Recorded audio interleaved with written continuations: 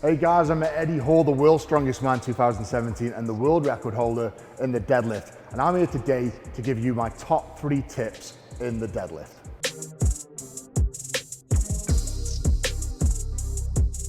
Number 1, foot positioning. People always wonder where to put your feet. Do you turn them in? Do you turn them out? I'll be talking you through that. Number 2 is bar positioning. So how far do you have the bar away from your body or close to your body? And then number 3 is the grip. Do you grip it narrow? Do you grip it wide? Do you grip it over and under? Do you grip it with straps? So I'm going to be talking through my top 3 tips. Right guys, my first tip for the deadlift is foot positioning. Now people always get so confused of where to have the feet, how wide, how narrow, toes in, toes out. I'm going to make it dead simple for you. Shoulder width apart, plus ½ an inch or an inch. It's completely your preference. Personally, I always go shoulder width plus an inch, so just a little bit wider. So that ball socket in your shoulder joint, draw a line down, plus an inch out. That's where you want the middle of your heel to be. Now toes out, toes in. Trust me on this, I've tried and tested it all. Put your feet straight like you're on train tracks. I'm a big believer, if you've got a nice solid stance, your feet are planted, nice base, the more solid the base is, the more power you can put through the floor. So take it from someone who's got 15 plus years of experience, shoulder width plus an inch, feet on train tracks. So that's how you feet, tip number 1. So my second tip is where to have the bar in relation to your body. Now the bar can be too far away, and that means you're bending over, leaning over your toes more, which puts more emphasis on your lower back. So if anyone out there suffers of lower back pain, I can almost guarantee you it's because your deadlift form is wrong. Now that can work both ways as well. If the deadlift bar is too close to your body, then it puts you off that A to B line. Now that's a very important point. A deadlift is getting a weight from A to B. You don't want to come off that line whatsoever. And I'll draw a little diagram so you understand it. So if this is our foot, I know that's like a brilliant example of a foot, but that is a foot. And the deadlift bar should finish, start in A and it finishes in B. So it should go in a dead straight line. That's how a deadlift should be.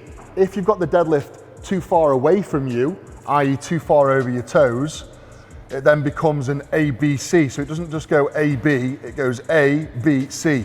So the travel then becomes more. So you're putting your direction of the lift off, which throws your body off, which means you're exerting more energy unnecessarily, extra strain on your lower back. The same as if you have the bar too close to your body.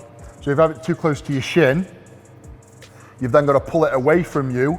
And then again, it's not an A to B movement, it's an A, B, C. So that A to B movement is very, very essential. Now, for me, I always think that starting point is in the middle of your foot. And I'm not talking toe to shin, I'm talking toe to heel. So that A movement, that's where the bar starts. That should be bang in the middle of your foot. Usually, just the cuss of where you tie your shoelaces is where the bar should be.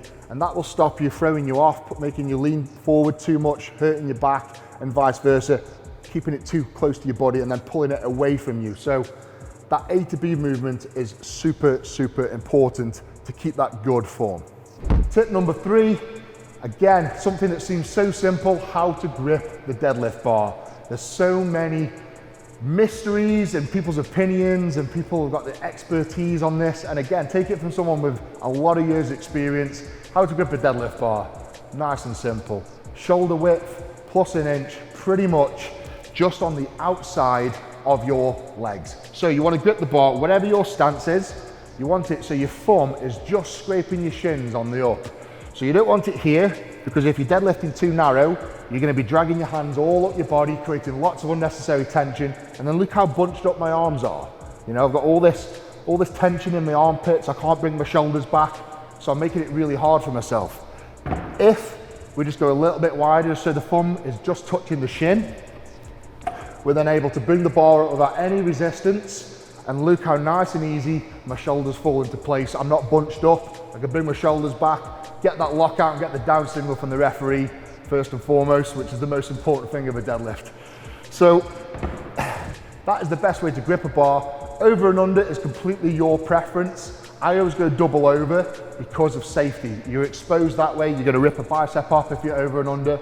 So a double over is my preference. If you're a power lifter, tough luck, you have to go the over and under, but honestly, if you struggle, if your grip starts going with the double overhand, get some lifting straps on. Myprotein sell them, and you can put them on, and then you can do your deadlifts however you want. You haven't got to think about your biceps ripping open or losing your grip. So that's a nice, easy tip for the grip.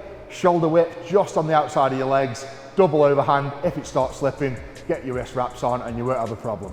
Right guys, there is my top 3 tips. I hope you've all learned something and you can take this away and put it into your exercises. Good luck with your fitness goals and good luck with your deadlifting. Big love, the Beast. Take care.